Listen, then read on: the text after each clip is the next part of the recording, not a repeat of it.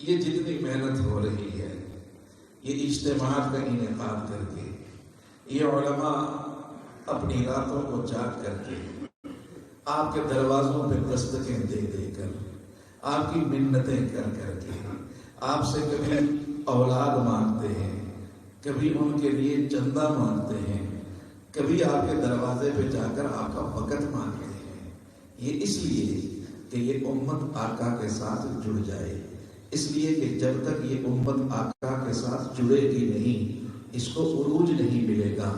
آج ہمارے اکابر نے ایک طرف مدارس کا نظام قائم کر کے تو امت کو جوڑنے کی محنت کی، دوسری طرف دعوت و تبلیغ کا ایک قافلہ چلا کر کے ایک موبائل مدرسہ چلا دیا تاکہ امت اس طرح جڑنا شروع ہو جائے۔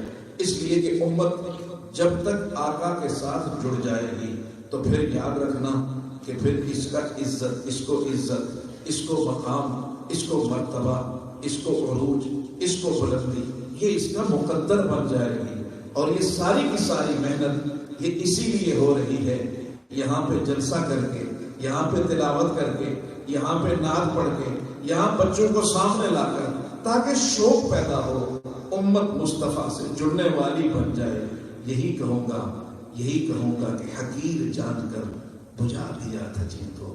ہم نے سوچا یہ مدرسہ وقت ضائع کرتا ہے، یاد رکھنا یہی مدرسہ اس ملک کا حقیقی وارث پیدا کر رہا ہے۔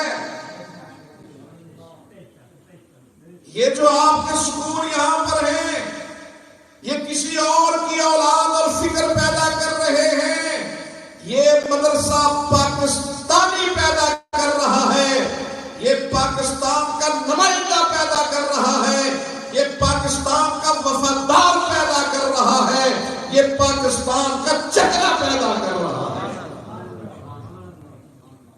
لہذا جب مدرسہ پاکستان کا چہرہ بھی ہے، مدرسہ پاکستان کی پہچان بھی ہے، تو پھر اسی مدرسے سے نکلنے والا کوئی حافظ، کوئی قاری، کوئی عالم اس پاکستان کے اندر میرے آقا کا نظام بھی لانے والا بن جائے گا۔ ہاں نظامت مدینے کی ریاست بنے گی، لیکن وہ بنائے گا کہ جس کے اوپر مدینہ نظر آ رہا ہو، جس کی اولادوں میں مدینہ نظر آ رہا ہو، جس کی اولادیں حافظ قرآن ہو، عالم دین ہو، جو اپنے آپ کو، اپنی اولاد کو مدینے والے جیسا نہیں بنا سکا، وہ لوگوں کو مدینہ کی ریاست کیسے دے گا؟ آج یہ علماء حق کا یہ قافلہ، یہ جد و جہد اس ملک کو حقیقی معنوں میں ایک وہ قوت بنانا ہے کہ جس کی طرف مودی جیسا موذی للکارنا تو دور کی بات کہ وہ سوچ کر بھی اس کو پیشاب نکلنا شروع ہو جائے۔ آج کی اس اجتماع کے توسط سے ہم اپنے افواج پاکستان کی جرأت مندانہ ان کے دفاع کو، ان کی جرأت مندانہ ہمت کو، کوشش کو، کاوش کو کلمات تحسین و تبریک پیش کرتے ہیں، اور ہمیں یقین ہے کہ اس ہمت اور جرأت سے کام لیتے ہوئے آج ماحول بن چکا ہے۔ اس ماحول سے فائدہ لے کر آج مقبوضہ کشمیر کے مظلوم مسلمان کو آزادی کے لیے اس سفر کو مختصر کرنے کی کوشش کرو۔ آزادی کا یہ سفر یہ طلوع ہونے والا ہے، لہذا اس میں اپنا بھرپور کردار ادا کرے ہماری افواج پاکستان، اس میں کردار ادا کرے پاکستان کے عوام، اس میں کردار ادا کرے پاکستان کے سیاستدان، پوری ہمت کے ساتھ، پوری قوت کے ساتھ، اس مظلوم کشمیری کے ساتھ۔ اگر یہ قوم کھڑی ہو گئی تو انشاءاللہ العزیز کشمیر آزاد ہوگا، پاکستان مستحکم ہوگا، تیرا میرا مستقبل مستحکم ہوگا، تیرا میرا آنے والا کل محفوظ ہوگا، اور یہ تبھی محفوظ ہوگا کہ جب کلمے کے نام پر وطن بنا تھا تو اب اسی کلمے کا نظام آئے گا تو وطن بچے گا انشاءاللہ۔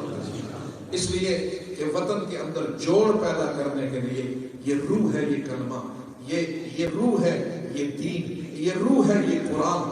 اگر یہ روح ہمارے اندر رہے گی تو ہمارے اندر اتحاد رہے گا، اتفاق رہے گا، اور اگر یہ روح نکل گئی خدا نخواستہ تو پھر پارا ہو جائے گا۔ اللہ وہ دن ہماری نسلوں کو بھی دیکھنے کی توفیق نہ دے۔ اللہ اس ملک کو سدا سرسبز و شاداب رکھے۔